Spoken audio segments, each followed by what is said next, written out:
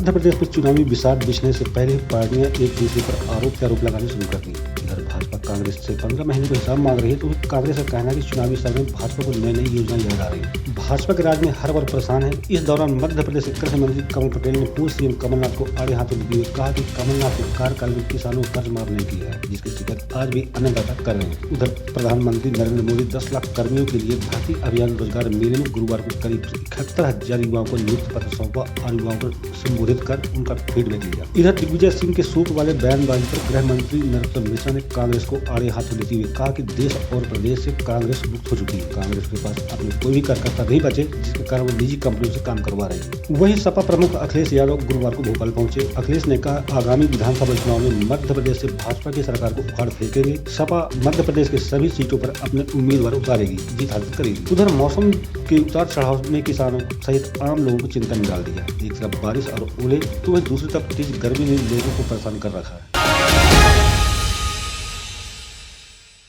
प्रधानमंत्री नरेंद्र मोदी 10 लाख कर्मियों के लिए भर्ती अभियान रोजगार मेले में गुरुवार को करीब 71,000 युवाओं को नियुक्ति पत्र सौंपा। इस दौरान मोदी युवाओं को संबोधित कर उनको फीडबैक भी लिया। मोदी ने कहा, यह मेला रोजगार को मुख्य प्राथमिकता देने की दिशा में महत्वपूर्ण कदम है। उन्होंने कहा, मेला रोजगार सृजन में उत्प्रेरक के रूप में कार्य करेगा। तो वहीं केंद्रीय उड्डयन मंत्री ज्योतिरादित्य सिंधिया ने कहा कि पिछली सरकारों में युवाओं को रोजगार के लिए रिज्यूम लेकर भटकना पड़ता था, लेकिन अब ऐसा नहीं है। उन्होंने कहा, पीएम आने वाले सालों में 10 लाख रोजगार को सृजन करेंगे। वहीं मध्य प्रदेश के भाजपा प्रदेश अध्यक्ष वी डी शर्मा ने कहा, आज बेरोजगारों को रोजगार मिला, गरीबों को आज खुद का मकान है, जो ये हमारे प्रदेश और देश के लिए गौरव की बात है। ये विचारधारा में परिवर्तन है, ये सोच में परिवर्तन है, ये क्रियान्वयन में परिवर्तन है।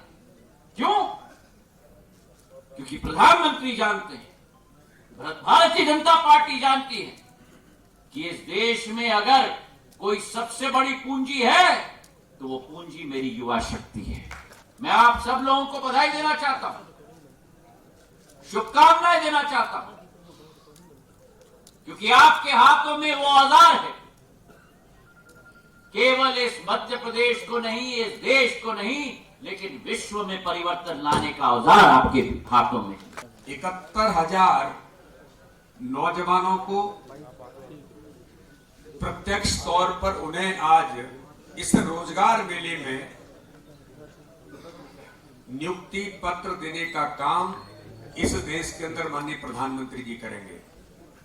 फसल मुआवजों को लेकर भाजपा कांग्रेस आमने सामने। मध्य प्रदेश के कृषि मंत्री कमल पटेल ने पूर्व मुख्यमंत्री कमलनाथ को आड़े हाथ लेते हुए कहा, कमलनाथ अपने 15 माह के कार्यकाल में एक भी किसानों को कर्ज माफ नहीं किया, जिसकी शिकायत आज भी अन्नदाता कर रहे हैं। पूर्व सीएम द्वारा मुख्यमंत्री शिवराज सिंह चौहान पर लगाए गए सभी आरोप निराधार हैं। उन्होंने कहा, आज देश और प्रदेश से कांग्रेस खत्म है। वहीं कमल पटेल के आरोपों को पलटवार करते हुए कमलनाथ ने कहा कि एक पखवाड़े के बाद भी किसानों को मुआवजा नहीं मिला। सीएम जनता के पैसे से पार्टी के इवेंट कर रहे हैं, जबकि उन्हें मुआवजे को प्राथमिकता देनी चाहिए। आपने किसानों का कर्जा माफ क्यों नहीं किया? 2 लाख का कर्जा 10 दिन में माफ कर देंगे। आपने हस्ताक्षर तो कर दिए कि 2 लाख तक का कर्जा माफ किया जाता, लेकिन आपने बजट प्रावधान नहीं किया। आप पैसा का रोना रोते रहे, लेकिन आपके पास किसानों के लिए पैसा नहीं था। लेकिन आईफा अवार्ड के लिए 700 करोड़ की आपने व्यवस्था की थी। ये है आपकी कथनी और करनी में अंतर। इसलिए घड़ियालू आंसू बहाना बंद करो, किसानों से माफी मांगो हाथ जोड़ के कि हाँ, हमने किसानों को धोखा दिया, किसानों का कर्जा माफ नहीं कर पाए। और आपने तो किसानों को और छल किया। आपने 1 रुपया प्रीमियम जमा नहीं किया 15 महीने में। 18 खरीफ का, रबी का, 19 का। माननीय मुख्यमंत्री शिवराज जी के बनते से उन्होंने 1 सप्ताह के अंदर प्रीमियम जमा करके किसानों को हमने हजारों करोड़ बीमा दिलाया। भाजपा नेताओं द्वारा सूख सिलवानों को लेकर पूर्व सीएम दिग्विजय सिंह की बयानबाजी के बाद मध्य प्रदेश के गृह मंत्री नरोत्तम मिश्रा ने उन पर जमकर निशाना साधा। गृह मंत्री ने कहा, आज देश और प्रदेश से कांग्रेस का अस्तित्व खत्म हो गया है, जिसके कारण वह बौखला गई है। उन्होंने कहा, कांग्रेस के पास कार्यकर्ता नहीं बचे, जिसके कारण निजी कंपनियों से काम करवा रहे हैं। कांग्रेस की जगह निजी कंपनी से चुनाव लड़ रही है।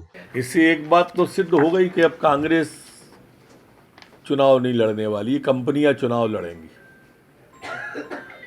इनके पास कार्यकर्ता बचा नहीं है, अब कंपनियों से काम चलेगा। ये अब एजेंसियों से कांग्रेस काम चलाने वाली है। रणनीतिकार भी एजेंसी वाले आने वाले हैं, ये स्पष्ट गोचर हो गया है। उत्तर प्रदेश के पूर्व मुख्यमंत्री अखिलेश यादव राजधानी भोपाल पहुंचे, जहां सपा कार्यकर्ताओं ने उनका भव्य स्वागत किया।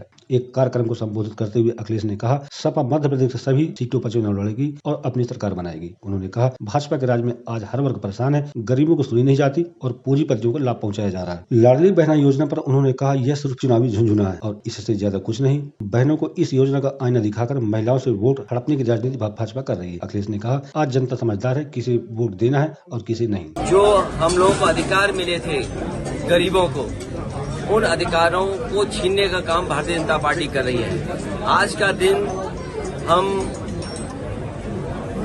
मंडल कमीशन के मसीहा को भी याद करके उन्हें याद कर सकते हैं, जिन्होंने अधिकार दिलाए, जिन्होंने सम्मान से जीने के लिए स्थान दिलाया। ये सवाल बड़ा है, नाम क्या दे रहे हैं आप, लेकिन मैं ये जानता हूं उत्तर प्रदेश की जनता भारतीय जनता पार्टी को हटाएगी।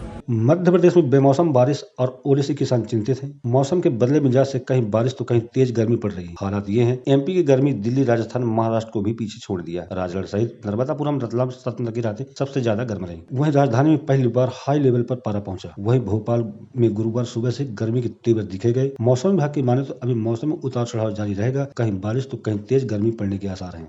मैं मौसम विज्ञानी अशफाक से पिछले 24 घंटे प्रदेश के उज्जैन जिले में कहीं कहीं वर्षा दर्ज की गई, बाकी जिलों में मौसम शुष्क रहा और सबसे अधिक तापमान जो है राजगढ़ में 43 डिग्री दर्ज किया गया।